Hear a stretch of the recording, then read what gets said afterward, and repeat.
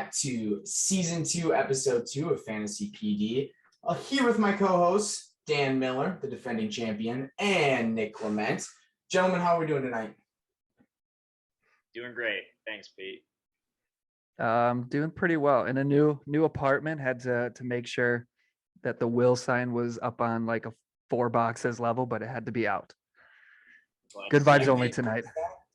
I did notice that. I missed the comfy looking bed in the background, but welcome back. Good to have you two back. Any big takeaways from this last week? Looks like we've got a new TikTok series, which people are excited about. So I think we got a comment on that, a couple of Twitter exchanges, and we'll jump right into matchup previews. Did you watch both of them that he sent, giving you the credit and then roasting himself?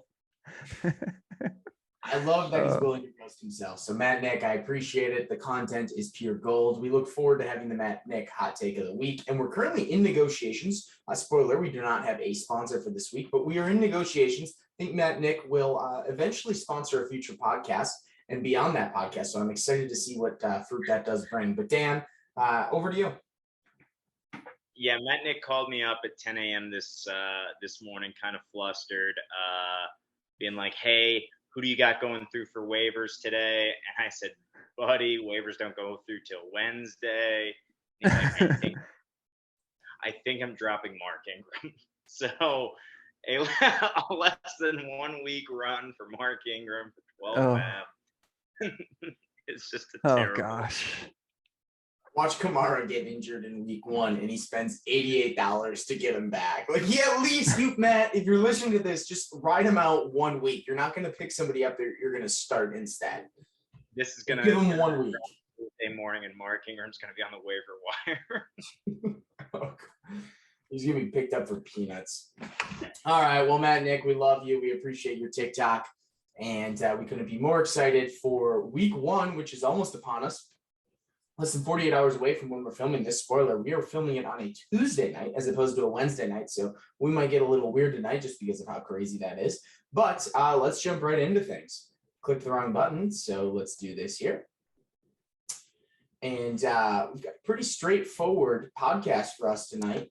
And we've got Fantasy PD. Welcome, season 2, episode 2, official rebranding, officially underway. And then we've got this year's we've got last year's pick records. So Nick coming in first place with his pick. First place in picking and 9th place in the league with 33 and 26. Then we have Dan at 32 and 27. And you have me, apparently the worst picker of the group. I do not have the rest of the people who picked and put them together, but I was 26 and 33. So if Nick picks you to win this year, you should feel pretty good about it. If I pick you to win, well, you might as well hope that you were the other team that you're playing. So that being said, let's jump right into matchup previews, and I'll have my co-host do a lot of the talking here. So we're going to share this screen. By the way, Dan, what is the pool of money I'm allowed to use for the buckle for being the best picker? Dude, was it like $5 a guy? What are we doing this year? Unfortunately, you don't get anything, but you avoided that last place beer mile. So glad to see it. Jake Stiles, new listener of the podcast. Congrats on not throwing up for your beer mile. I heard you made it through, so props to you, big boy. Shaw could never. Wonder what Ryan from New Jersey has to say about that. All right, so the first one we are going to preview here is the Milkman versus the man who wore a beautiful pin last week, Matthew Ebert.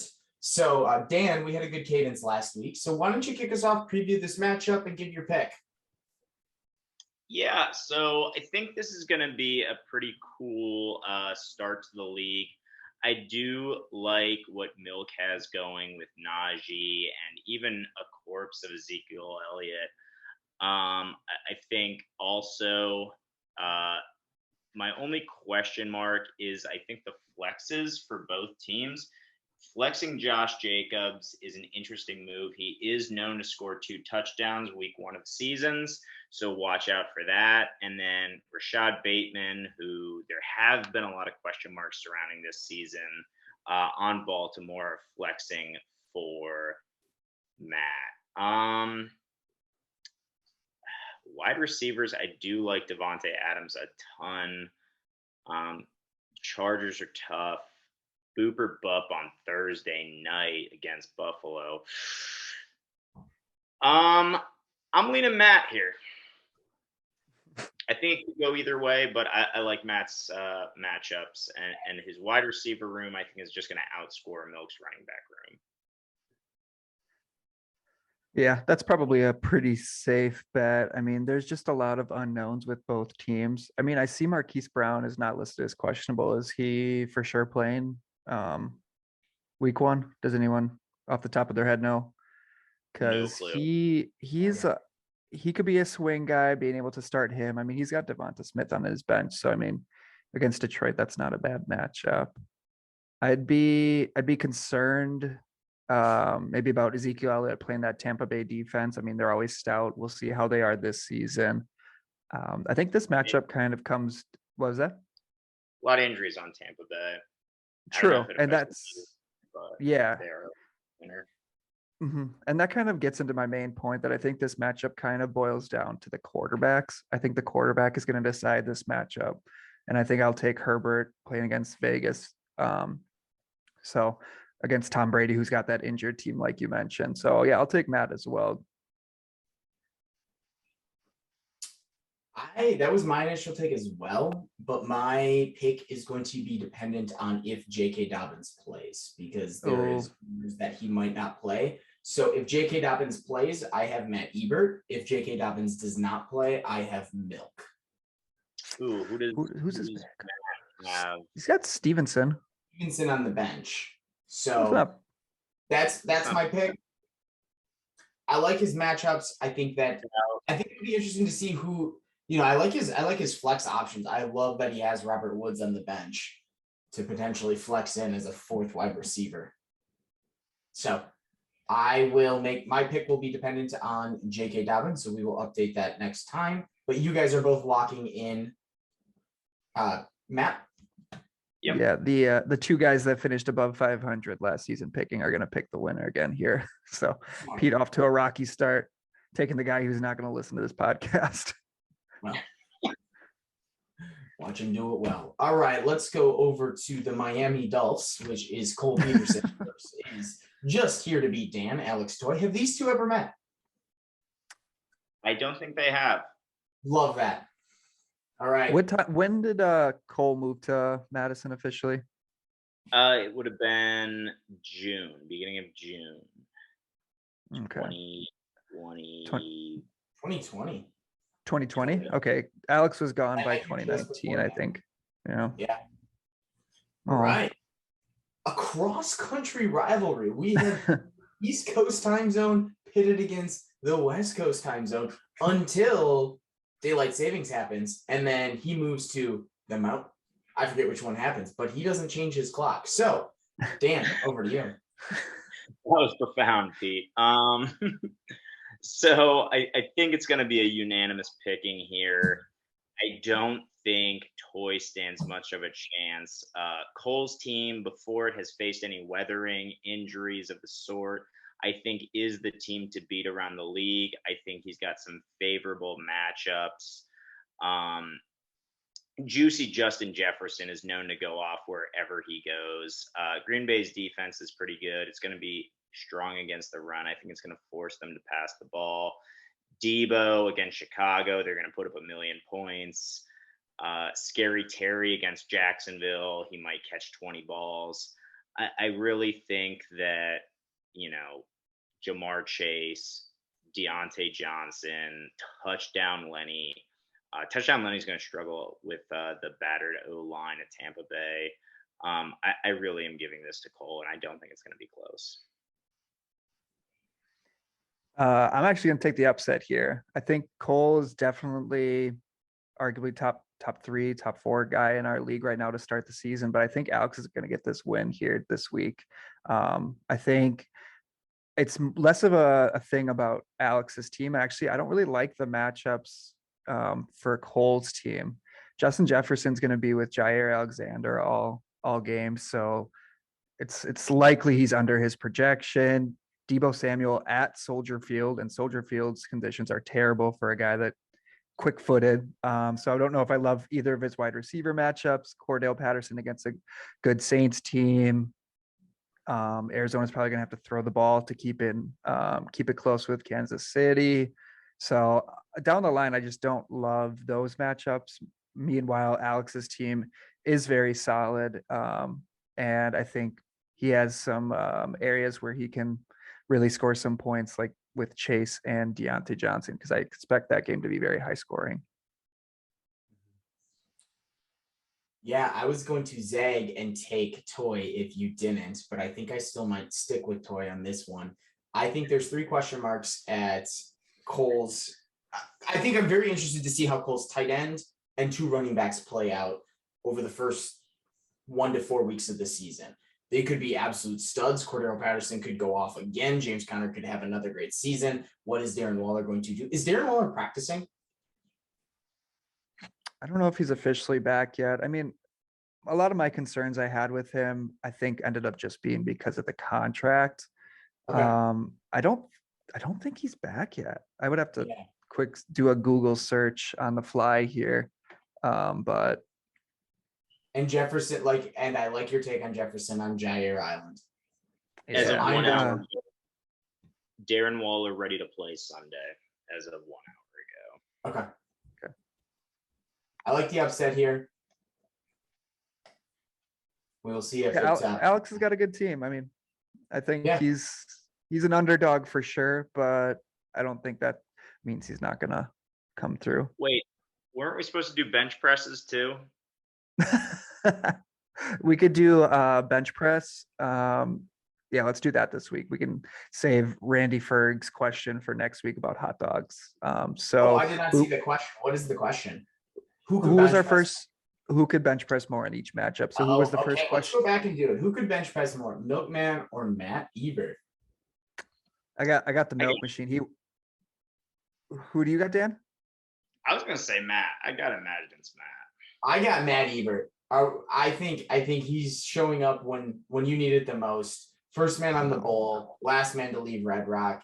I like his MO. No, Milkman working out in his parents' basement for too long. He's ripped. Who knows what he's doing down there? All right, and then we had Toy versus Cole. I got Cole in this one. Former swimmer, shredded. I know Alex can be off and on with lifting. I'll guess that he's off right now, though. That school is starting up, and I'll take the swimmer, and I'll take Cole. All right, so we have a very juicy matchup here. We have the man who finished last in the power rankings, but number 1 in our hearts, Matt Nicholas, versus the league victim, Chris Keitel, number 1 in our hearts as well. So 2 number 1s in our hearts, and this is 5 for them, number 1. But Dan, take it away. Oh man, I think this is a preview of the Toilet Bowl week 1, and I think the Toilet Bowl is going to go the same way this matchup does, and I think Chris is going to win it handily. I think he's got some really good matchups. Derrick Henry against the Giants. Giants are terrible.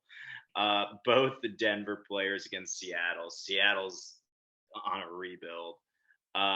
Juju Smith-Toaster against Arizona. It's going to be a shootout, maybe. I don't believe in Pittsburgh. Mark Andrews against the stout Jets defense. I'm thinking Mark Andrews might go nutty. Miles Sanders against Detroit. Detroit stinks. I think Matt Nick's team. Kamara's not going to be in jail week 1, which is big. David Montgomery, San Francisco is always a stout defense. Stephon Diggs against Rams. The Rams are always tough. Hunter Renfrow against the Chargers. Chargers are good. Pitts against New Orleans. New Orleans is good. Singletary against the Rams. The Rams are good. Every one of Matt Nick's players is up against a stud, except Jalen Hurts. I really think it's going to be Chris by a lot. I am going the other way as well. I'm going to take Matt. I'll say something spicy. I actually don't think Matt's team is that bad. I think his his bench is terrible. He has one injury, he's going to be screwed for the season. But I think his starters are actually pretty solid. I mean, he's got a great quarterback. He's like the fantasy ride or die for Matthew Berry, who's still somehow doing fantasy football. I think he's got good running backs. I think Diggs is solid. I don't see any reason why he won't put up a lot of numbers this week and take the victory against Chris. So I'll take Matt Nick. I'm going to take Chris in this one. I did bring that up because I just looking at those top five, you look at Jalen, Alvin, David Montgomery, Stefan, and then Hunter Renfrow. That is a stout four. I like Derrick Henry to go off in his first week back here against the New York Giants bad D and carry Chris to a victory, give him that sweet, sweet taste of what he had all last season and then missed after week 6, which single-handedly carried him into the playoffs. I think this is going to be a close one. I think Chris is going to take it. I think that Matt's going to put up a fight, but I'm going to take Chris. I already know.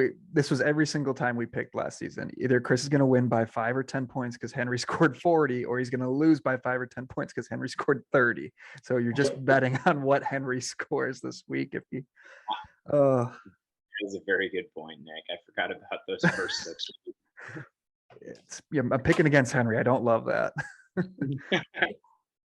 All right, we're going to go to our first podcast member preview here. So we have Harlan versus Nick this weekend, and couldn't be more excited. We know Harlan will be tuned in from Nashville, from Franklin. And Dan, take us away. I want Nick to lead this one off. I want to see his thoughts. I want to see what he thinks about his own team. Yeah, I mean, I'm playing against the worst team in the league this week, so I mean, I'm gonna win. Not gonna be very close. I don't know why ESPN has 108 for those Harlan's Hogs, but I think I'm gonna win this week, and I don't think it's gonna be close. I think Lamar against the New York Jets. No offense, Dan. Actually, offense. Their defense is atrocious, and I've got better running backs. He's starting Antonio Gibson. Barf. Who else do I have that's better than him? Oh yeah, Cortland Sutton against Jalen Waddle. Jalen Waddle might not play this week. I mean, Mike McDaniel had to say that he's very, very, very, very ready to play, but that's a little bit too many varies for my liking. Probably a little something going on there. So yeah, I think I'm gonna win in a blowout.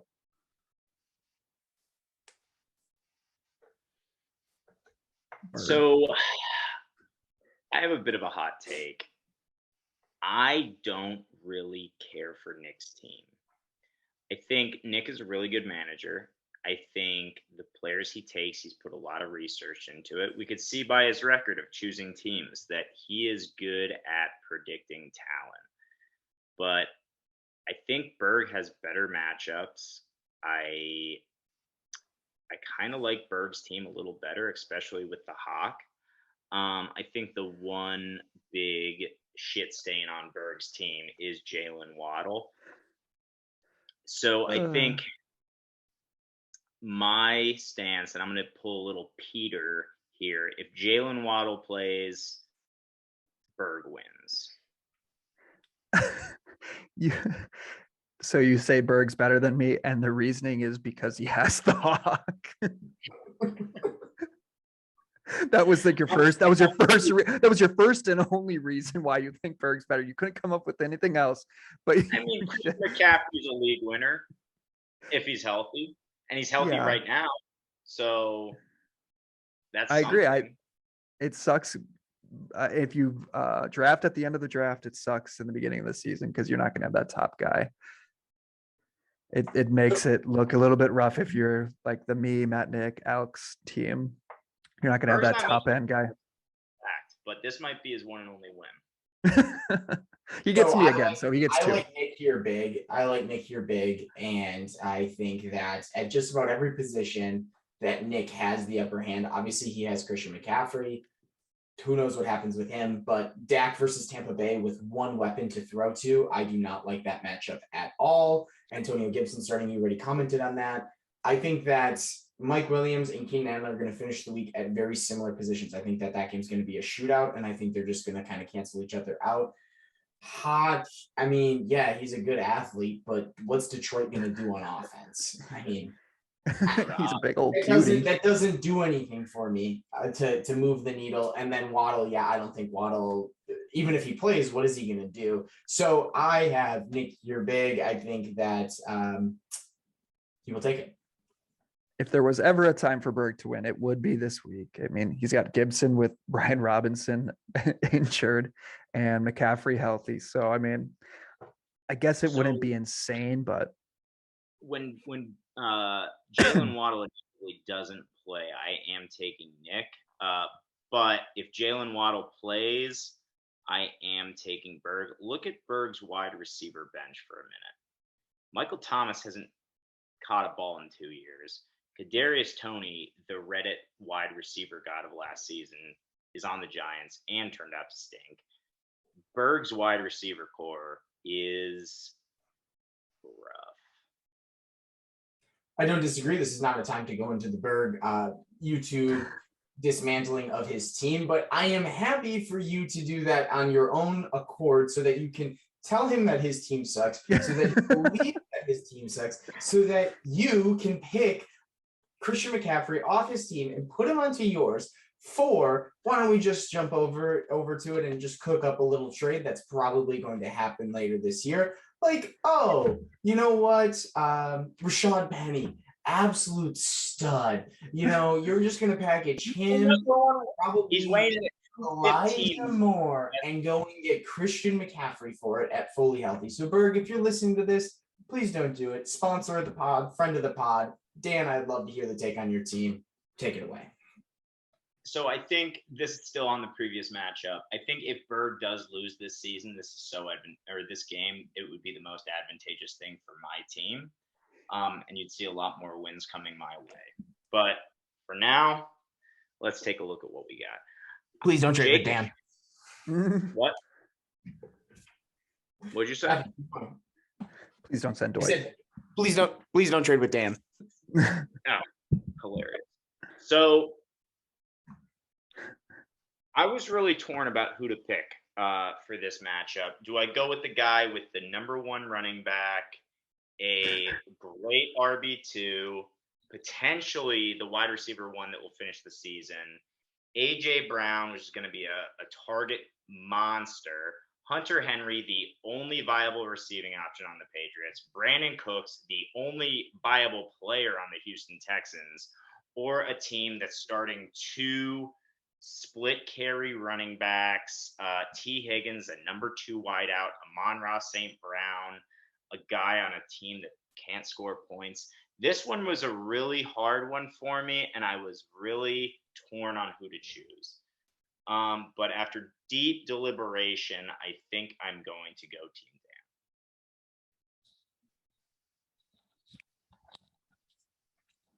I think I saw Dan's mouth stop moving. Are we? Yeah, are we back? I left it. I left him on just in case I wanted to make sure that we kept the podcast rolling. So, Nick, over to you. Oh, smart. Okay, yeah, that took too long. You picked yourself? Yeah, it was. Oh. I wasn't sure who I was gonna pick though, but I think I'm going. Oh yeah, you definitely had us going with that performance that we didn't know. You didn't know who you were gonna pick there. So thank you for doing that. Let me take a peek at this lineup. I have not reviewed this one because too much time spent on Dan. So I will go with Jonathan Taylor against Houston. I feel like that alone makes me want to pick him. Trey Lance against Chicago, Josh Allen, stud. Yeah, I think it's a rough start for Jake. I don't love his team looking at it right now, actually. I'll take Dan, and I think Jake, if this is the team he trots out every week, straight to the toilet bowl. This looks a lot worse than it did coming out of the draft. I guess it's just because T. Higgins, you never know. It's a wide receiver too, so he's a lot banking on the second half of the season coming true. But I guess I'll take the people's champion. I'll take Jake here, spice it up a little bit. Reason being, my two reasons. Record. What was that? You picked against me every week last week, and that's why I know. And I will this year, So reason being, number one, I don't know what Trey Lance will be. He hasn't played a real football game in 4 years, and he played 3 football games in all of college. I think Jonathan Taylor's going to go absolutely nutty. He could single-handedly carry it to the win this week. And then I think that the entire defensive game plan for New England this week is going to be just shut down Tyreek Hill, especially if Waddle doesn't play, and make Chase Edmonds beat you, because they don't have the firepower that Patrick Mahomes had. And I think it's going to be a tricky matchup for them out of the gates. And so, yes, he's going to get some yards, but I don't think he's going to do what's anything too crazy this week. And I like you. I'm not a huge fan of Jake's team until I see his flex. So that it's weird that he just has Austin Eckler in his flex. That just must be off of, where the time of day that his game is or something. I don't know. So I like his matchup here. I think Josh Allen. I think it comes down to the quarterback in this one. I think that Nick Chubb and Austin Eckler will offset Jonathan Taylor. Good point about Eckler. It's 10:35 right now. I did miss that, Jake, so I do apologize. I'm still taking the people's champion, but your team isn't as hideous as I remember.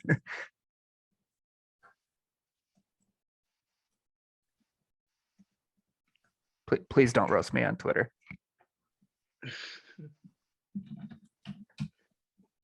One sec. He's writing himself in for 0-1 in this. All right, the final matchup of the week. Will Zalatoris, who has a beautiful new picture. I mean, come on.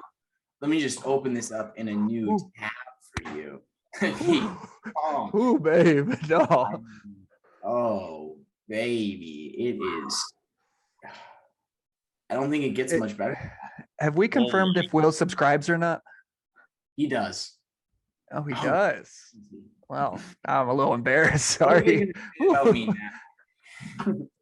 All right. I'm not going to preview my team. Go for it first. I'm hot and bothered. Nick, you start. I can't focus. I keep staring at that picture. I guess I'll try and look down. I mean, let's see. Kyler, Dalvin Cook, Cam Akers. Cam Akers is expected to play, but also Henderson is too. So if he running back 2 spot for Pete, Travis Kelce is a great matchup. I feel like Arizona's defense is hit or miss. I think indoors, that'll be a high scoring game. Darnell Mooney. And then on the left side, we got Joe Burrow, CeeDee Lamb, Joe Mixon. Well, I did say that I thought the Pittsburgh-Cincinnati game will be high scoring, so I have to stick true to that. So I think Shaw's top two players there will score a lot of points. The thing that makes me nervous about him is Breece Hall. Is he going to start? Is it Michael Carter? Breece Hall's looked very bad in the preseason. Everyone likes him because, hey, maybe he'll be good week 6 and on, for example, or something like that. So I don't love that spot for him. Man, I don't know who I'm going to pick. Dan, do you have any comments to help me figure out who I'm going to pick? I think this is the closest matchup of the week. Yeah, I do agree that this is going to be a very close matchup. I think there's a couple things that I see that really change my point of view. DJ Moore, Carolina, going up against Cleveland. When Baker Mayfield has a bone to pick with Cleveland, Baker Mayfield's going to be playing out of his mind if he can. He already said we're going to fuck them up. And DJ Moore, he's not throwing to Robbie Anderson, I can tell you that. So it's going to be DJ Moore. At least that's my thought. Okay, that's a good point. Buffalo Bills, Stephon Diggs said, if you're playing fantasy, pick up Gabriel Davis. He said that today. So I don't know if that's just smoke and mirrors, if that's just him hyping up his other wide receiver, or if Gabriel Davis is going to be a big part of that offense. Actually, I'm going to take Shaw. I think Dalvin Cook against Green Bay. Green Bay has actually got a really good run defense. Like, we were good all season last year. We didn't give up many it was the special teams that we lost in the playoffs. That wasn't our bane. Cam Akers splitting carries, DK Metcalf, barf. So I just don't love any of that. And then Dameon Pierce, who I like for the rest of the season. I mean, he's a rookie in his first week against one of the best defenses in the league. So I think this is not Pete's week. I think I had in my projections for the season, I had them both as playoff teams, but I had them as lower rated playoff teams. So that's why it's going to be close. But I just think Shaw's going to come away this week. Yeah, I agree with you. I think Pete's got some tough matchups, and I think a lot of Shaw's matchups line up perfectly. I do agree with what you said. I think Breece Hall is the big. Yeah, that's his biggest question mark. I agree. For my own sanity, I hope Breece Hall goes nutty, but I'm not getting my hopes up until I've seen it. Sorry, Pete, but you're going to start 0-1. Hey, yeah, appreciate it. I'll take myself. At least I got one pick for myself. Is Joe Burrow all the way back? Yeah. I didn't know if he had anything lingering. I was just curious because he's still the question mark next to him. I'll take myself. Is Chris Godwin playing? He might be. It's a game time decision. So if he does, he definitely jumps into my starting lineup. Over Dameon Pierce? We'll see on over who. Donkey Kong? I would say it would be over DK Metcalf or Dameon Pierce. I like Darnell Mooney. Bro, you drafted DK in the 4th round. You got to tie your wagon, the horse to that wagon. And Pete, you love getting cute with your lineup, and it's already starting the first week. Pete, I agree with your quote. I don't get cute. I just don't know what I'm doing. I didn't know what I was doing last year. Carried it all the way to the championship. So we'll see. We'll see what happens. Excited to start 1-0. I think we've got a good week ahead.